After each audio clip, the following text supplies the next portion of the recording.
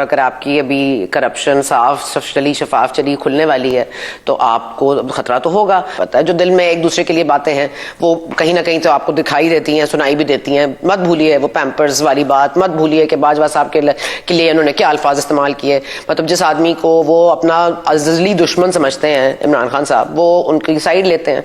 तो जब मतलब मयार ही यहाँ पर नहीं है ना, मगर कह रही हूँ अब जी वो तो बहुत कुछ समझते हैं, बस छोड़ दीजिए। अब मैं क्या कहलवाएंगे आप मुझसे। लेकिन मैं कह रही हूँ जो मैं आपको इलेक्शन कमीशन वाला मामला कह रही थी कि देखिए ये बात मत भूलिए कि वो जो इलेक्शन कमीशन का जो तौहीन इलेक्शन कमीशन का मामला है जिसमें ये 5 साल के लिए नाअहल हो सकते हैं, इन्होंने इसकी पिटीशन जो है Islamabad, Sindh, Karachi high court, Lahore high court, सब जगह इन्होंने करा दिया। और इनको फिर सुप्रीम कोर्ट ने भी कहा कि इलेक्शन कमीशन एक ऑटोनमस बॉडी है और वो हक रखती है कि वो अपना तौहीन इलेक्शन कमीशन का फैसला दे सकती है। तो अब इमरान खान साहब को एक तो ये डर है, फिर टेरियन का केस भी है। तो अब आप ये मत सोचिए कि सिर्फ इंतखाबात ही होंगे, आप ये भी देखिए कि अगर वो नाअहल हो गए तो फिर इंतखाबात कौन लड़ेगा। वो 35 और 70 पे असद उमर साहब लड़ेंगे और सदर बना रहे हैं परवेज इलाही साहब को। तो मेरा ख्याल है बाकी तो सब चने भुनने आए थे यहाँ पे।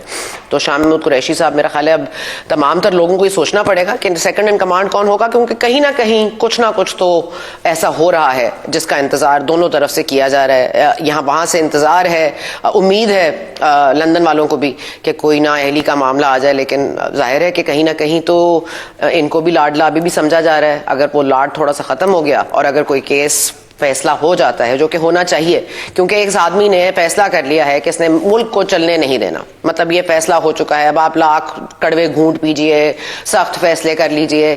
एक आदमी ने एक अफरा तफरी मचाई हुई है। आप देखिए 2000 पॉइंट्स गिर गया कराची स्टॉक एक्सचेंज सिर्फ इस बात के बाद कि आपने खैबर पख्तूनख्वा और पंजाब असेंबली को गिराया, क्योंकि एक अदम इस्तेहकाम आप ही पैदा कर रहे हैं इस मुल्क में, कोई और नहीं पैदा कर रहा, आप ही पैदा कर रहे हैं। और एक आदमी जो इस जिद पर है कि मैंने अदम इस्तेहकाम मनाना है जब तक मैं नहीं आ जाता पावर में, या तो उसको पावर दे दीजिए या फिर उसको फारिग कर दीजिए। दोनों चीजें तो नहीं हो सकती।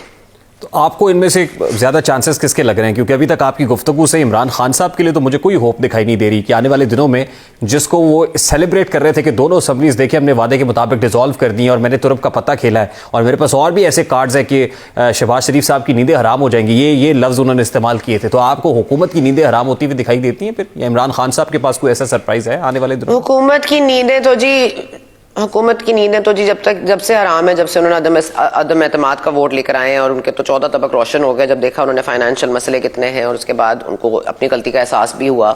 पार्टी के अंदर इतनी बहस हो रही है कि हम क्यों आए, हमने ये क्यों अपने सर ले लिया, हमारे अपनी पॉलिटिकल कॉस्ट हमने खो दी और हमने अपनी पॉलिटिकल कॉस्ट कितनी ज्यादा अदा कर दी है। तो ये तमाम तर मामला, तो हुकूमत तो वैसे भी उनको नींद नहीं आती और शहबाज शरीफ साहब को तो आपको पता है वैसे ही नींद नहीं आती, क्योंकि ये सोच के कि अवाम कितनी महंगाई का सामना है उनको। तो मेरा ख्याल है उनकी नींदें हराम करने की इमरान खान साहब को जरूरत नहीं है। लेकिन इमरान खान साहब की अपनी जो नींद उड़ने वाली है और मेरा ख्याल है वो जल्द उड़ेगी, क्योंकि जो मुझे इस वक्त रिलीफ नजर आ रहा है वो जरूर इस बात का पेश खेमा है। इलेक्शन कमीशन ने भी जिस तरह से थोड़ा सा कल साथ उनकी जो सीटें थी उनका भी उनको दे दिया। बायोमेट्रिक वाले मामले में आप देख लीजिए, जो उनको टेरियन वाले मामले में थोड़ा सा रिलीफ मिला है। मुझे ये लग रहा है रिलीफ मिलते मिलते मिलते कहीं ना कहीं तो जाना है। और देखिए टेरियन वाला मामला इसलिए भी अहम है कि अब उसमें 2 एफिडेविट आ गए, एक जमायमा का और एक इमरान खान साहब का। तो जाहिर है केस में वेटेज तो है, इसलिए वेटेज है तभी आपने सलमान अकरम राजा जैसे वकील को भी आपने एंगेज कर लिया। आपने 2 वकील लगा लिए हैं। अब वहां पे आपके अली जफर साहब भी हैं, सलमान अकरम राजा साहब भी हैं। तो जाहिर है खतरात में कह रही हूँ, खतरात तो हैं। अब देखते हैं खतरा किसके लिए जल्द टलता है या देर टलता है। लेकिन देखिए ना, ये ऐसा नहीं है कि ये कोई हम चाहते हैं कि इमरान खान साहब के खिलाफ कोई केस हम प्रूव कर दें और ये कोई गैर कानूनी काम है। ये कानूनी मामला है। उन्होंने बदअहदी की है, उन्होंने बदनीयती दिखाई है, उन्होंने झूठ बोला है, उन्होंने अपने असास जात में जाहिर है फॉरेन फंडिंग के हवाले से भी उनके ऊपर मामलात है, वो केस भी चल रहा है। तो लेट्स सी किधर जाता है। लेकिन मेरा ख्याल है कि इमरान खान साहब के चारों शाने इस वक्त हो गए चित और अब उनको समझ नहीं आ रही। लेकिन आई होप कि जल्द आ जाए, इससे पहले कि उनके लिए भी बहुत देर हो जाए। देखिए ना, अगर सिर्फ नायब तरामीम मसला होती तो वो तो नायब तरामीम के पूरा केस लेके सुप्रीम कोर्ट में बैठे हुए हैं, जहाँ पे रोज उनकी सुनवाई भी हो रही है और जिस तरह वो बार बार चोर डाकू वो कहते रहते हैं लोगों को, वो कह भी रहे हैं। असल में तो इनके जो अपने जो खैबर पख्तूनख्वा में जिनके अभी जत्थे खुलने हैं, जिनके काले चट्टे सारे खुलेंगे, वो उस वजह से फवाद चौधरी साहब ने जब ये कहा, इंदिया दिया कि वो पब्लिक अकाउंट्स कमेटी का चेयरमैन का ओहदा भी चाहते हैं, अपोजिशन लीडर का ओहदा भी चाहते हैं, तो आप समझ जाइए कि पब्लिक अकाउंट्स कमेटी में नूर आलम खान साहब जो पिछले दिनों से सारे खैबर पख्तूनख्वा के जो इनके असेंबली में बैठे हुए लोग हैं, जो उनके केसेस लेके बैठे हुए हैं, जो नैब ने कभी परसू ही नहीं किए थे, और हम सबको पता है कि उसकी वजह क्या थी। तो इमरान खान साहब चाह ये रहे थे कि वो आ जाते पब्लिक अकाउंट्स कमेटी में। नूर आलम खान साहब जो उनके सारे कागजात लेके बैठे हुए हैं, जो केसेस लेके बैठे हुए हैं, जो कि ऐन मुमकिन है कि अनकरीब खुलेंगे भी, अरेस्ट भी होंगे, और जो वहाँ पे माशाल्लाह से करप्शन का बाजार गर्म रहा उस पर भी सबकी नजरें जाएंगी। पंजाब के अपने मामलात हैं, तो जाहिर है कि ये तमाम तर चीजें, असल डर तो यही है।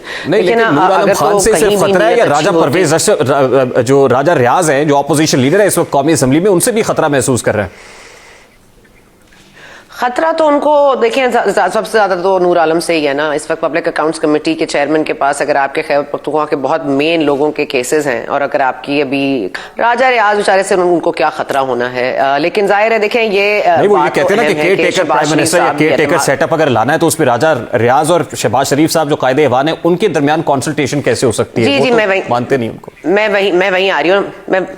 वही आ रही हूँ। मैंने कहा निगरां सेटअप में भी जाहिर है कि हुकूमत चाहती है कि उनकी मर्जी का निगरां हुकूमत बने, जब भी बने उसके लिए भी राह हमवार इमरान खान साहब चाहते थे कि हो जाए, और वो नहीं हुई। तो दोनों से खतरा है, उनको जो चाहते हैं वो मिल नहीं रहा। पहले उन्होंने ये सब चीजें सोची नहीं, अब सोच ली हैं तो वो कहते हैं कि बस मैंने सोच लिया, तो वापस आने देते, शायद लाल कालीन बिछाते, कोई फूल निछावर करते और उनको वेलकम बैक करते।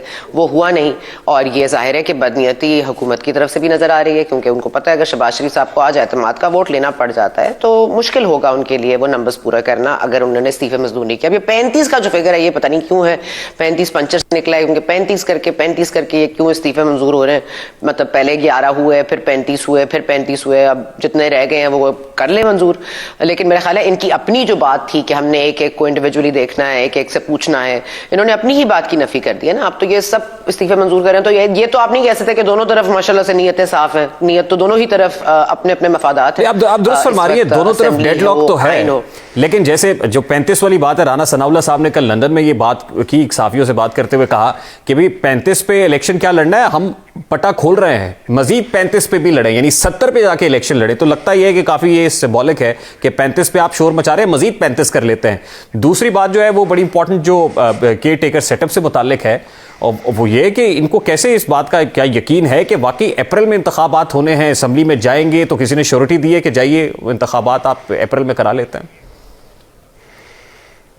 मेरा ये ख्याल है कि ये तासुर दिया जा रहा है कि कहीं ना कहीं कोई बातचीत चल रही है, या कोई ऐसे लोग या हल्के या जो मुख्तदर हल्के हैं वो बैठ के बात कर रहे हैं कोई, और ये उनको गारंटी दी जा रही है। मेरा नहीं ख्याल इस बात में कोई सच्चाई है। मेरा ख्याल है इमरान खान साहब जाहिर है इस मुल्क में जो डिस्ट्रप्शन वो चाहते हैं और जो वो अचीव कर रहे हैं पिछले 8 माह से, वो मजीद उसको फोकियत देना चाहते हैं। फिर जाहिर है कि मरता क्या ना करता, इलेक्शन तो करवाने ही पड़ जाएंगे। लेकिन मेरा ये ख्याल है कि ऐसा मुमकिन हो नहीं सकेगा, क्योंकि आज भी एहसन इकबाल साहब कहते हैं कि काउंसिल ऑफ कॉमन इंटरेस्ट में ये बात हो चुकी है कि नेक्स्ट इलेक्शन जो 2023 के इलेक्शन हैं वो नई मर्दमशुमारी पे होने हैं। अब ये लिखा हुआ है, मतलब ये एग्री किया हुआ है आपने। बहुत बहुत शुक्रिया सरा बच्चा साहब आपके वक्त के लिए। सीनियर एंकर पर्सन तज्जिया बच्चा साहब हमारे साथ मौजूद थी। इमरान खान साहब पर नाहली की तलवार तो लटक रही है, और नाहली ऐसे है जैसे नविश्ता दीवार है, और शायद इसी वजह से आज पार्टी के अंदर भी जरा ये बता रहे हैं कि इमरान खान साहब को तहरीक इंसाफ का पैटर्न इन चीफ बनाने की बात हो रही है। उसी तरह से जैसे नवाज शरीफ साहब को पार्टी का ताहयात कायद बनाया गया, नाहली हो जाएगी तो यकीनन पार्टी के चेयरमैन तो नहीं रह सकते। लेकिन सवाल बड़ा सादा सा है, और वो सवाल ये है कि जिन हलकों में इमरान खान साहब तने तनहा लड़ रहे हैं, कभी 35 हलकों में लड़ने की बात करते हैं, कभी 8-9 हलकों में लड़ते हैं, फिर 70 हल्के हो जाएंगे, तो इस पर क्या इमरान खान लड़ेंगे? इमरान खान तो नाहल हो जाएंगे, तो इमरान खान की जगह पर कौन होगा? फिर पार्टी यानी पाकिस्तान तहरीक इंसाफ का मुस्तकबिल क्या होगा?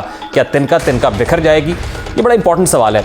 अभी एक ब्रेक ले रही है, और ब्रेक के बाद जब वापस आएंगे, पंजाब में निगरान वजीर आला का मामला है, और इस मामले को लेकर आज पार्लिमानी कमेटी में भी डेडलॉक पैदा हो गया है। क्या इलेक्शन कमीशन ही फैसला करेगा? बात करेंगे इस ब्रेक के बाद। हमारे साथ रहिए।